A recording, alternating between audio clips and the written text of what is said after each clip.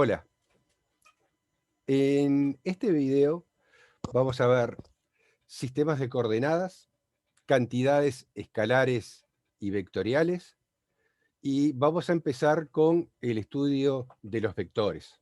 Veremos cómo hacemos la notación de los vectores, qué es la magnitud o el módulo de un vector, la igualdad de vectores, la suma de vectores, el opuesto de un vector y la resta de vectores, las componentes de un vector y el producto de un vector por una cantidad escalar. Vamos a comenzar con sistemas de coordenadas. Bueno, en muchos aspectos de la física se relacionan con la ubicación de un objeto en el espacio, por lo que vamos a tener que definir qué es lo que entendemos por un sistema de coordenadas. Un punto se puede localizar a lo largo de una recta si establecemos una sola coordenada. Un punto en un plano, en cambio, para poder ubicarlo vamos a necesitar dos coordenadas, mientras que para ubicar un punto en el espacio vamos a necesitar tres coordenadas. Un sistema de coordenadas que se utiliza para especificar justamente la ubicación en el espacio, consiste en los siguientes elementos.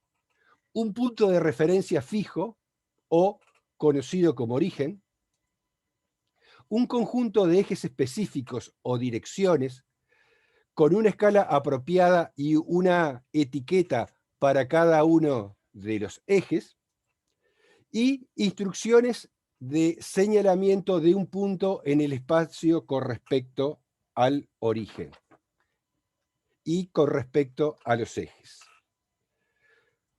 Un sistema de coordenado conveniente, y tal vez el más usado, es el sistema cartesiano de coordenadas, que algunas veces se denomina sistema coordenado rectangular. Acá vemos la figura en la que se representa mi origen O y el sistema de ejes coordenados X e Y. Y sobre esta figura, que es una figura en dos dimensiones, como decíamos, íbamos a necesitar dos coordenadas para ubicar los diferentes puntos. Un punto genérico XY va a tener una abscisa X y un valor de ordenada Y.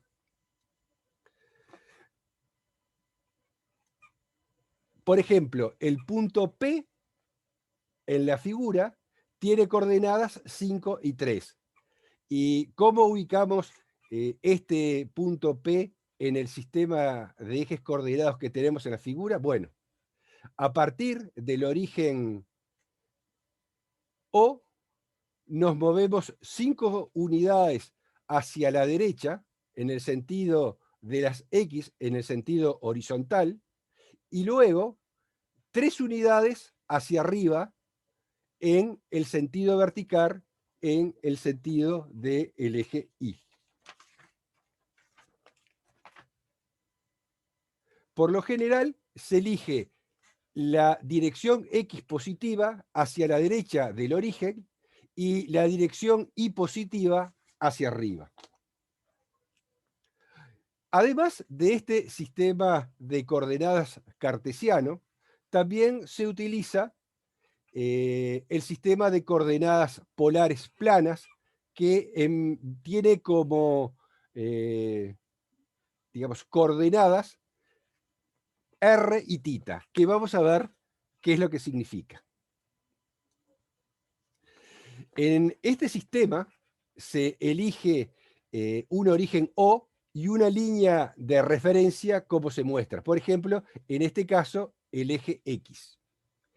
Y se especifica un punto, este punto XY, mediante la distancia R desde el origen O al punto XY y mediante un ángulo θ entre la línea de referencia, es decir, el eje OX, y la línea trazada desde el origen hasta el punto, es decir, esta línea roja.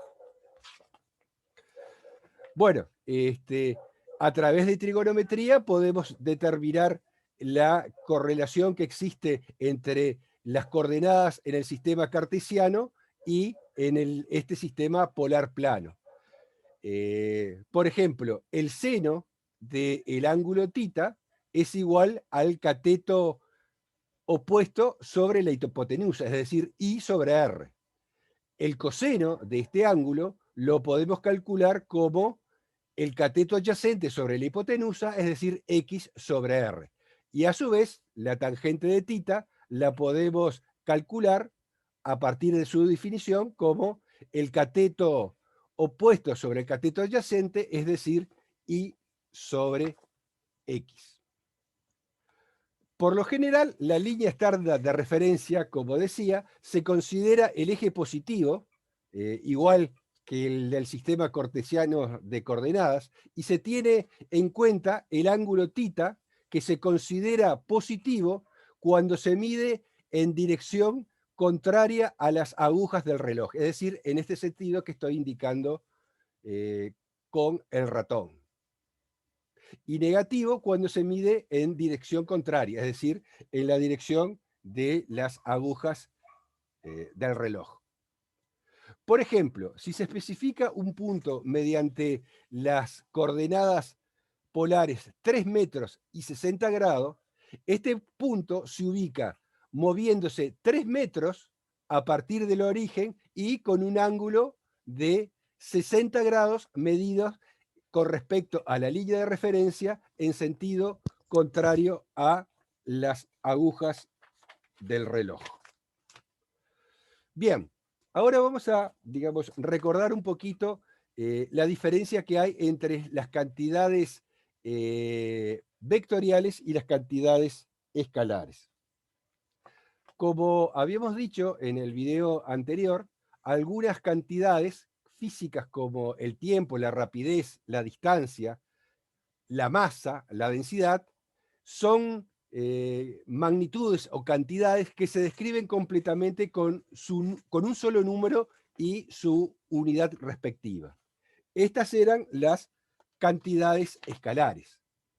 Mientras que otras cantidades físicas, como por ejemplo la fuerza, la aceleración, la velocidad, se les debe dar una información adicional a digamos, a lo que sería el módulo, es decir, el número y su unidad. Debemos dar la dirección y su sentido aparte del módulo. Esto es lo que son las denominadas cantidades vectoriales. Cuando nosotros trabajamos con magnitudes o cantidades escalares, los cálculos son, digamos, las operaciones aritméticas ordinarias. Por ejemplo, sumamos 6 kilos más 3,2 kilos y me da 9,2 kilos. En esta, digamos, suma de magnitudes escalares que tienen unidades, obviamente solamente puedo sumar escalares que tengan la misma unidad. O también puedo hacer el producto de un número adimensionado, como este 4, por 2 segundos. Y eso me da un valor correspondiente a 8 segundos. Es decir, esto sería la multiplicación de un número adimensionado por un escalar. El escalar que obtengo tiene la misma unidad que el escalar que representa este factor. Para operar con vectores se requiere un conjunto diferente de operaciones que son bastante más complejas que la suma de escalares, y algunas de ellas las vamos a ver en este video. Bueno, primero vamos a ver cómo escribimos una cantidad vectorial, es decir, un vector. En general, digamos, se escribe con un símbolo que representa, digamos, el vector con una flecha o barra sobre la letra y en negrita. Nosotros, muchas veces a lo largo de estas presentaciones, para abreviar, vamos a escribir algunas veces a los vectores simplemente con negritas.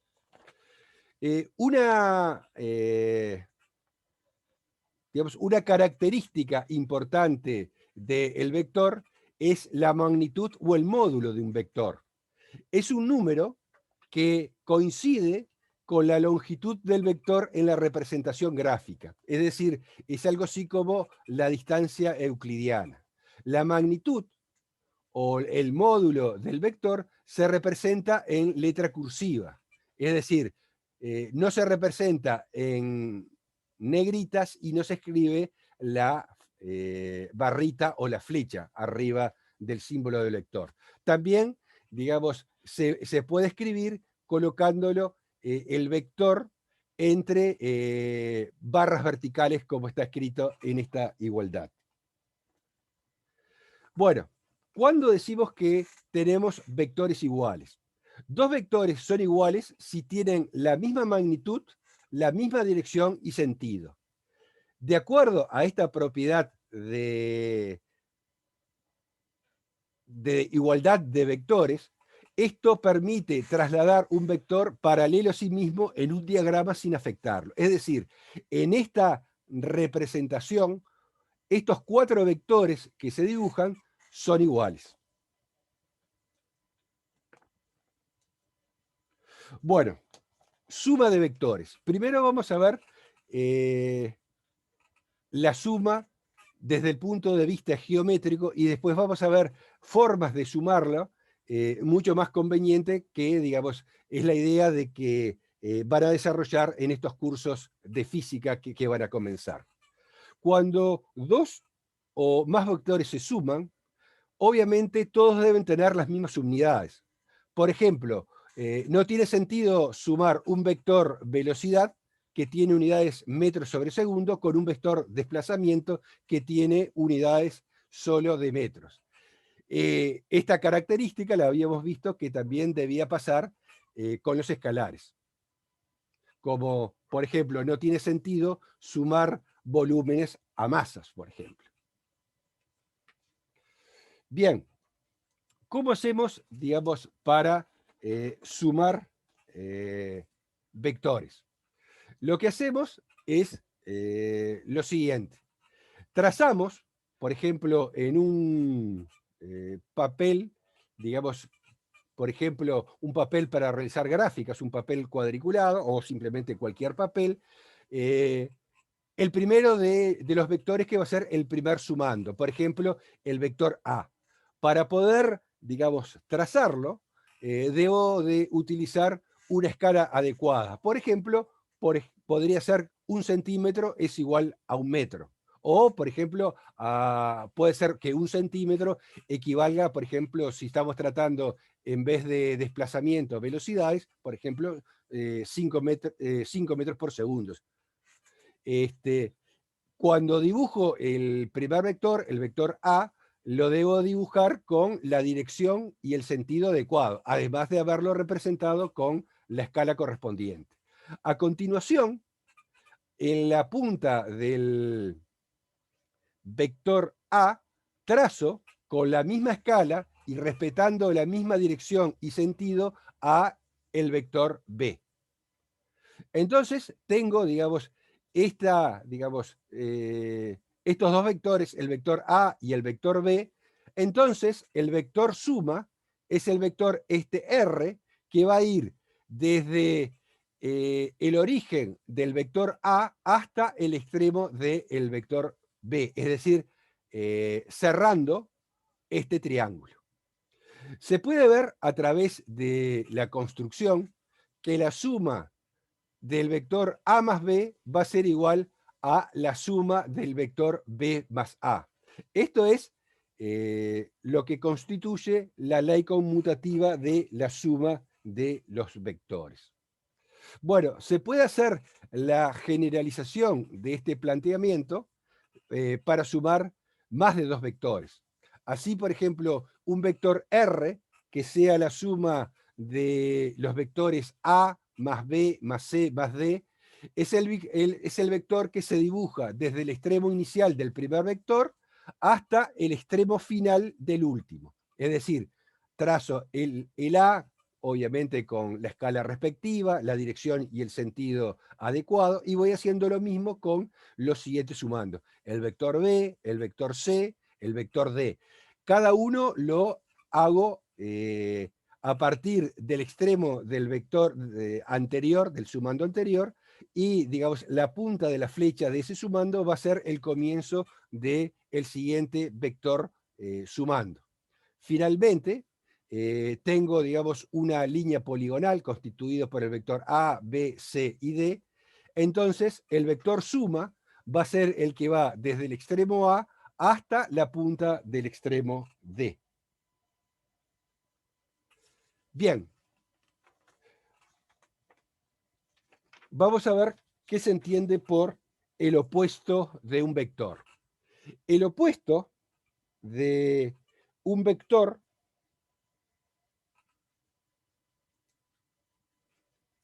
se define como el vector que da cero cuando se suma al mismo. Es decir, dado un vector A, el vector opuesto es un vector que lo simbolizo como menos A, que tiene la misma dirección, la misma magnitud, pero tiene sentidos opuestos. Entonces, esta definición de opuesto de un vector me va a servir para poder realizar lo que llamaríamos la resta de vectores. La resta de vectores se hace uso de la definición del vector opuesto, porque la resta del vector A menos B se puede visualizar como que al vector A le sumo el vector opuesto a B, es decir, el vector menos B. En realidad, digamos, la resta vectorial es un caso especial de vectores, es decir, estoy realizando la suma del vector opuesto de B. Es decir, si yo tengo este vector A y le quiero restar este vector B, lo que tengo que hacer es dibujarle el opuesto a este vector B, es decir, que va a tener la misma dirección, el mismo módulo, pero va a tener sentido contrario. Entonces, el vector resta va a ser el correspondiente a este vector suma de A menos B, es decir, comienza en el origen de A y termina en el extremo del vector menos B. Bueno, otra operación que vamos a ver es la multiplicación de un vector mediante un escalar. Por ejemplo, si yo quiero multiplicar un escalar mu, por ejemplo, adimensionado, y un determinado vector b, se define el producto de este vector con el escalar mu, y sería el producto de mu por b, a un nuevo vector b mayúscula, que va a tener las siguientes características. El módulo de el vector b mayúscula, del vector producto, es mu veces el módulo de b. Es decir, si mu es mayor que 1, el vector b va a tener un módulo mayor que el vector b minúscula. En cambio, si mu es menor que 1, lo va a reducir. Va a tener la misma dirección que b y el sentido va a ser igual al del vector b minúscula si el escalar mu es mayor que 0, o va a tener sentido contrario si mu es menor que 0. Vamos a tener cuidado con lo siguiente. El módulo del vector suma no es igual a la suma de los módulos, salvo la situación particular en que tengan la misma dirección. Esto lo vamos a ver con más detalles cuando dentro de un ratito veamos la suma de vectores a través de componentes. Bueno, digamos, en esta imagen hago, digamos, la representación de la suma, es decir, quiero sumar el vector, perdón, de la resta de vectores, es decir, estoy haciendo A menos B y que lo transformo en la operación de la suma del vector A más el opuesto de B. ¿Eso qué es lo que me da? Le aplico la propiedad correspondiente a la suma del vector A más el opuesto de B y obtengo el vector resta. Y digamos, acá hay una figura de la última operación que mencionaba, de multiplicar un vector por un escalar. Si, por ejemplo, lo estoy multiplicando por un escalar positivo, es decir, por ejemplo, el mu en este caso vale 2, el vector A queda multiplicado, digamos, va a ser otro vector que lo simbolizo como 2A, que tiene la misma dirección, el mismo sentido, pero su módulo, su magnitud, es el doble que el del vector original, es decir, el vector A. Si en cambio lo multiplico por un escalar negativo, como puede ser, por ejemplo, este menos 3, lo que voy a obtener es un vector que va a tener 3 veces el módulo de A, va a tener la misma dirección, pero el sentido va a ser opuesto. Bien, ahora hablaremos de lo que son las componentes de un vector. Lo vamos a ver para el caso de 2 dimensiones, que es el más simple para visualizar, pero esto se puede extender a más dimensiones. Por ejemplo, a 3 dimensiones, y en vez de tratar vectores en el plano, trataríamos vectores en el espacio.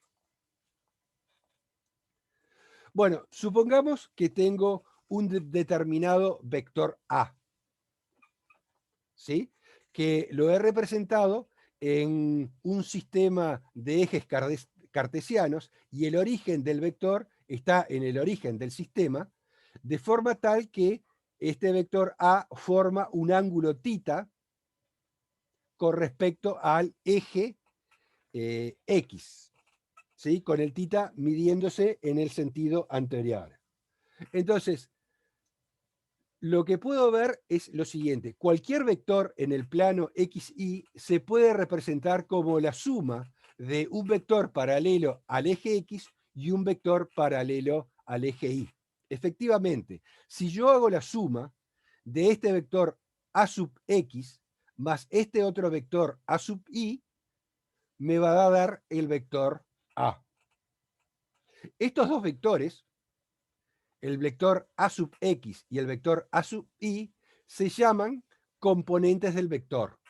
Y lo puedo expresar en forma analítica de la manera en de que el vector A es igual a la suma de dos vectores. Esta sería una suma de vectores. El vector A sub X, que es la componente horizontal, y la componente A sub Y, que representa esta componente vertical. Bien, ahora vamos a definir lo que se entienden como las componentes del vector.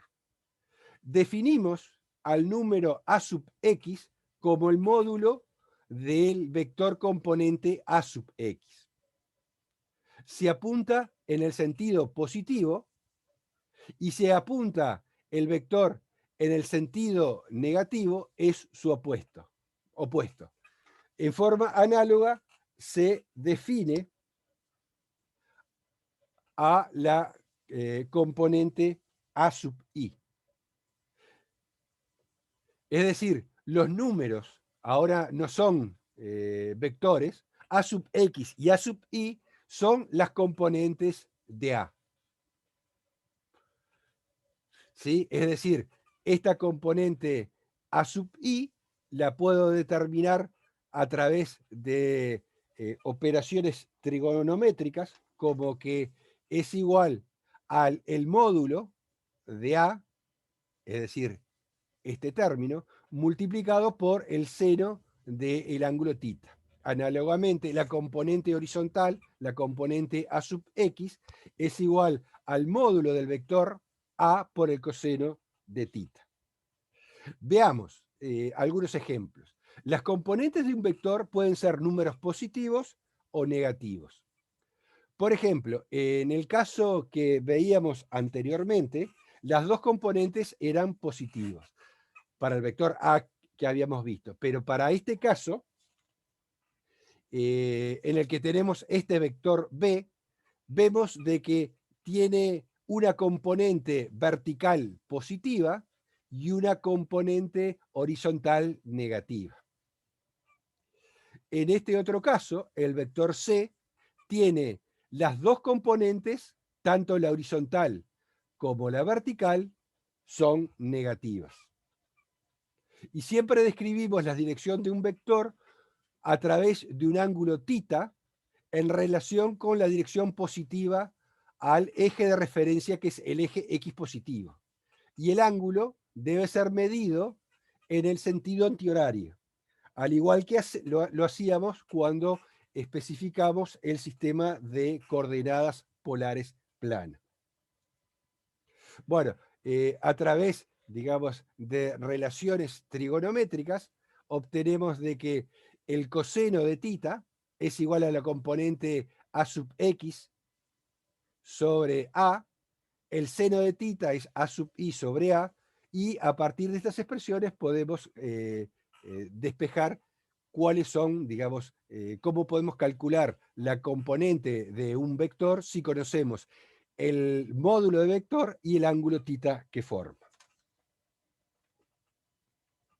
Bueno, ahora vamos a ver para qué nos sirve haber introducido el concepto de componente de vectores. Y vamos a ver que, por ejemplo, podemos calcular en forma analítica cuánto vale el módulo de un vector. Bueno, a través de esta representación geométrica que tenemos, vemos de que acá tengo un triángulo rectángulo cuyos catetos son la componente A sub X, y este otro cateto es la componente vertical A sub I, mientras que la hipotenusa es el módulo del vector A. Entonces, aplicando el teorema de Pitágoras, tengo de que el valor de esta hipotenusa, es decir, el módulo del vector A, va a ser igual a la raíz cuadrada de la suma de los cuadrados de los catetos. Y cada uno de los catetos son justamente las componentes del vector. Es decir, el módulo de A lo calculo como la raíz cuadrada de la suma de los cuadrados de sus componentes. Si trabajáramos en 3 dimensiones, es decir, en el espacio, a la raíz cuadrada esta tendría que agregarle otro sumando más, que sería el cuadrado de la componente según Z. A su vez, puedo determinar cuánto vale el ángulo θ si conozco las componentes, porque la tangente de θ va a ser igual al cateto opuesto sobre el cateto adyacente, es decir, A sub I sobre A sub X. Es decir, que de ahí puedo despejar θ, y θ va a ser el arco cuya tangente es igual al cociente entre A sub I y A sub X. Hay que tener, cuando resolvemos problemas, un cuidado especial para el cálculo de la dirección de un vector a partir de esta forma, a través, digamos, de las componentes. Y es lo siguiente, que para obtener el valor del ángulo θ, hay dos ángulos cualesquiera que dan ese valor de la tangente que difieren entre sí en 180 grados.